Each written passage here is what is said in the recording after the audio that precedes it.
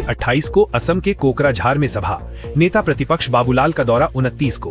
प्रवासी वोटरों को कर रहे गोलबंद। बंगाल और असम के चुनाव मैदान में झारखंडी राजनेता उतर गए हैं। भाजपा, झामुमो और कांग्रेस के नेता वहां रह रहे बिहार झारखंड के प्रवासी मतदाताओं को गोलबंद कर रहे हैं। असम विधानसभा चुनाव में भाजपा और कांग्रेस के बीच मुख्य मुकाबला है, लेकिन झामुमो के 21 उम्मीदवारों की चुनाव मैदान में एंट्री ने मुकाबला दिलचस्प बना दिया है। मुख्यमंत्री हेमंत सोरेन 28 मार्च को दोपहर 2:20 पर हारापुता फुटबॉल खेल मैदान कोकराझार में चुनावी सभा को संबोधित करेंगे। वहीं नेता प्रतिपक्ष बाबूलाल मरांडी का 29 मार्च को असम का दौरा प्रस्तावित है। झामुमो ने असम के लिए अपने स्टार प्रचारकों की संशोधित सूची जारी कर दी है। वहीं भाजपा के स्टार प्रचारकों की सूची में झारखंड भाजपा के कई वरीय नेताओं के नाम हैं। कांग्रेस की सूची में भी झारखंड के कई नेता हैं। झामुमो के स्टार प्रचारकों में सुप्रियो का नाम जुड़ा, सुखराम का कटा। असम चुनाव को लेकर झामुमो ने 20 स्टार प्रचारकों की संशोधित सूची जारी की है। इसमें पार्टी महासचिव सुप्रियो भट्टाचार्य का नाम जोड़ा गया है, जबकि विधायक सुखराम उरांव का नाम हटाया गया है। सूची के अनुसार हेमंत सोरेन प्रचार अभियान का नेतृत्व करेंगे। उनके साथ डॉक्टर सरफराज अहमद, कल्पना मुर्मू सोरेन, डॉक्टर महुआ मांझी, विनोद कुमार पांडे, सुप्रियो भट्टाचार्य, सुदिव्य कुमार, दीपक बिरुआ, चमरा लिंडा, योगेंद्र प्रसाद, विजय हांसदा, हफीजुल हसन, भूषण तिर्की, विकास मुंडा आदि शामिल रहेंगे। धनबाद में रामनवमी जुलूस पर पथराव, हंगामा, पुलिस ने भीड़ को किया तितर-बितर, स्थिति हुई नियंत्रित, क्षेत्र में पुलिस बल तैनात। धनबाद के बजियापुर थाना क्षेत्र के भिखराजपुर में शुक्रवार को रामनवमी जुलूस के दौरान पथराव हुआ।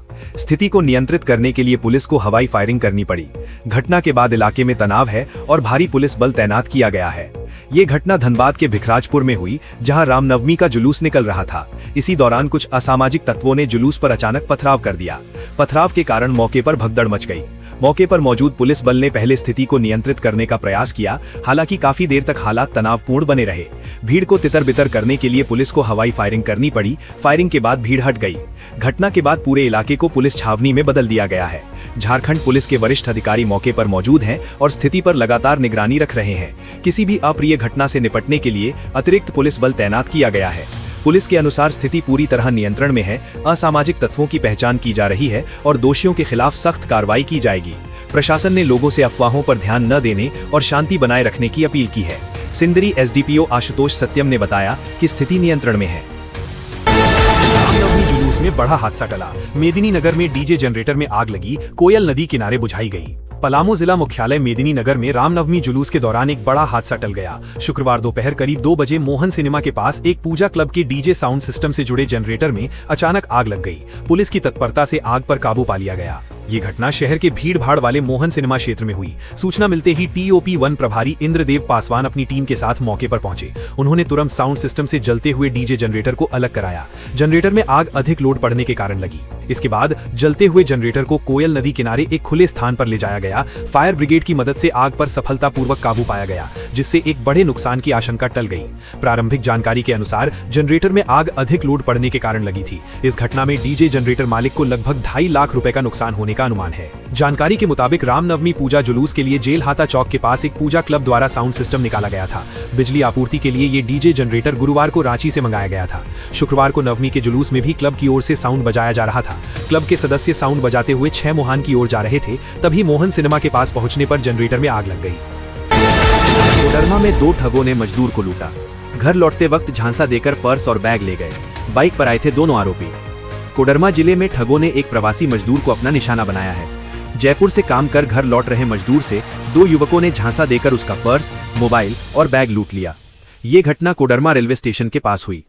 पीड़ित मजदूर की पहचान गिरिडीह के घोड़थंबा निवासी आशीष कुमार के रूप में हुई है।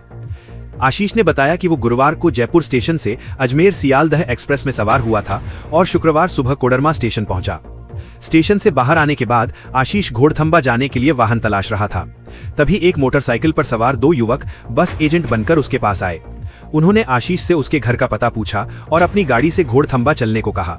आशीष के मना करने के बावजूद दोनों युवकों ने उसे जबरन मोटरसाइकिल पर बिठा लिया और झुमरी तिलैया शहर में पूर्णिमा टॉकीज के पास ले गए। वहां पहुंचकर ठगों ने अपना एक बैग और एक झोला आशीष को देते हुए कहा कि इसे यहीं रहने दो।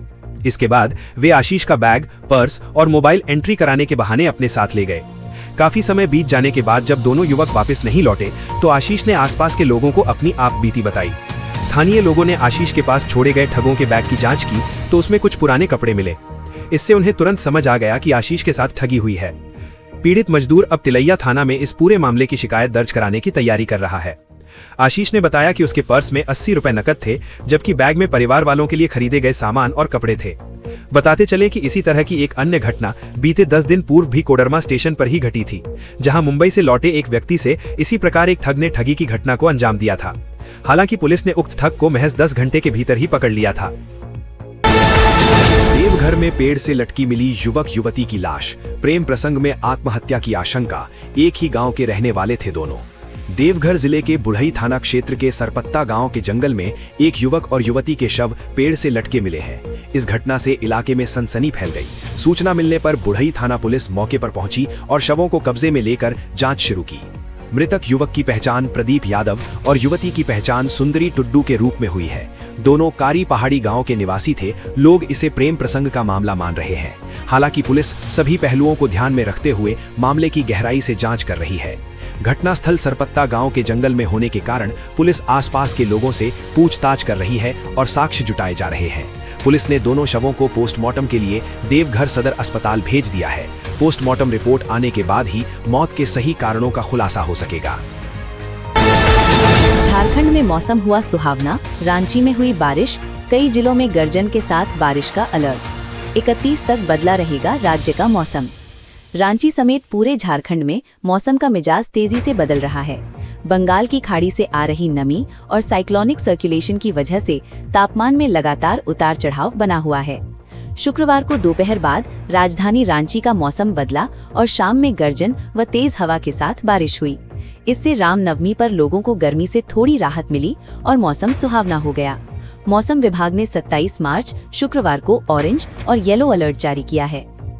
ओलावृष्टि और गर्जन के साथ बारिश का अलर्ट।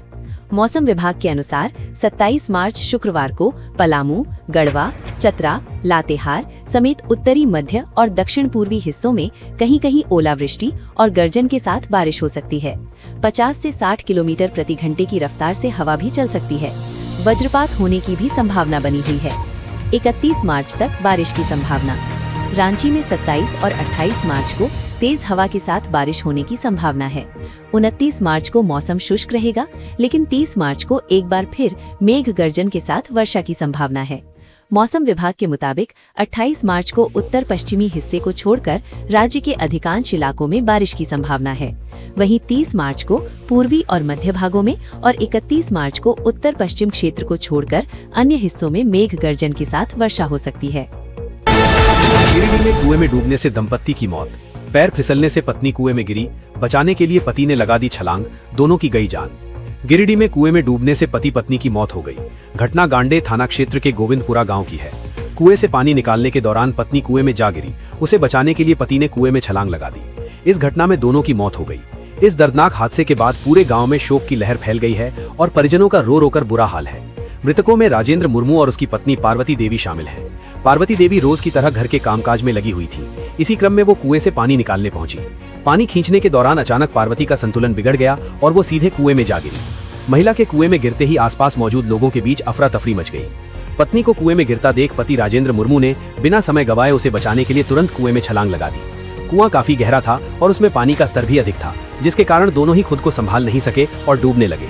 आसपास के लोग जब तक कोई ठोस प्रयास कर पाते तब तक काफी देर हो चुकी थी। दोनों की मौत हो गई। घटना की सूचना मिलते ही गांडे थाना पुलिस मौके पर पहुंची और स्थानीय ग्रामीणों की मदद से कड़ी मशक्कत के बाद दोनों के शव को कुएं से बाहर निकाला गया। पुलिस ने दोनों शवों को अपने कब्जे में लेकर पोस्टमार्टम के लिए सदर अस्पताल भेज दिया है। दिल्ली से बेगूसराय जा रहा सब्जी लदा पिकअप पलटा, बाइक को बचाने में हुआ हादसा, सब्जियां सड़क पर बिखरी, चालक सुरक्षित बच गया। गिरिडीह पचंबा मुख्य मार्ग पर अंबेडकर चौक के पास देर रात एक सब्जी लदा पिकअप वाहन अनियंत्रित होकर पलट गया। ये हादसा एक बाइक सवार को बचाने के प्रयास में हुआ। घटना में चालक सुरक्षित बच गया, हालांकि सड़क पर सब्जियां बिखर गईं और कुछ देर के लिए आवागमन प्रभावित रहा। जानकारी के अनुसार पिकअप वाहन टाटा से सब्जियां लादकर गिरिडीह के रास्ते बेगूसराय जा रहा था। अंबेडकर चौक के पास सामने से आ रहे एक बाइक सवार को बचाने के लिए चालक ने अचानक वाहन मोड़ा, जिससे संतुलन बिगड़ गया और पिकअप सड़क पर पलट गया। वाहन के पलटते ही उसमें लदी सारी सब्जियां सड़क पर बिखर गईं, जिससे मार्ग अवरुद्ध हो गया। चूंकि ये घटना देर रात करीब 2 बजे हुई, इसलिए सड़क पर अधिक भीड़भाड़ नहीं थी, जिससे एक बड़ा हादसा टल गया। आसपास के दुकानदारों और राहगीरों ने तुरंत मौके पर पहुंचकर चालक को सुरक्षित बाहर निकाला और सब्जियां हटाने में मदद की। सूचना मिलते ही नगर थाना की पेट्रोलिंग टीम घटनास्थल पर पहुंची। पुलिस ने चालक से पूछताछ की और स्थानीय लोगों के सहयोग से पलटे हुए वाहन को सड़क किनारे हटवाया। इसके बाद यातायात सामान्य हो सका। कोडरमा में हाथियों का उत्पात, रात भर जाग रहे ग्रामीण।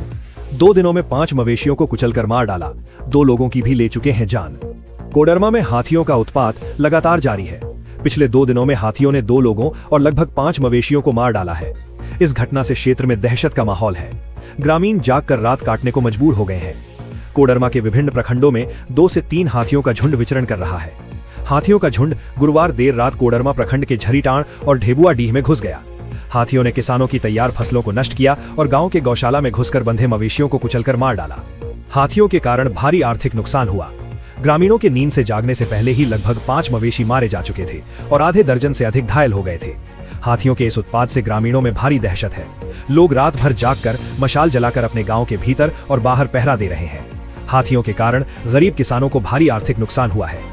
झरीटाण निवासी तुलसी यादव ने बताया कि गुरुवार रात करीब 1 बजे हाथी उनके गांव में घुस गए और उनके मवेशियों को मार डाला। उन्होंने कहा कि वे एक साधारण किसान हैं और पशुपालन से ही जीवन यापन करते हैं। इस नुकसान के लिए वे प्रशासन से मुआवजे की मांग कर रहे हैं। पलामू में 2 सड़क हादसों में 2 की मौत, बाइक पिकअप टक्कर और टेम्पो पलटने से हुए हादसे, 3 गंभीर रूप से जख्मी। पलामू जिले में हुए 2 अलग-अलग सड़क हादसों में 2 लोगों की जान चली गई, जबकि 3 अन्य घायल हो गए। ये घटनाएं हुसैनाबाद और पाटन थाना क्षेत्रों में हुई। पहली घटना हुसैनाबाद थाना क्षेत्र के जपला दंगवार सड़क पर शुक्रवार को नदियाई गांव के पास हुई। यहां एक तेज रफ्तार पिकअप वाहन ने बाइक सवार 2 युवकों को टक्कर मार दी। इस हादसे में रंजन कुमार 18 वर्ष की मौके पर ही मौत हो गई, जबकि तक्षक कुमार 18 वर्ष गंभीर रूप से घायल हो गए। मृतक रंजन कुमार बिहार के नवीनगर एनटीपीसी क्षेत्र के मांगाबार गांव का निवासी था।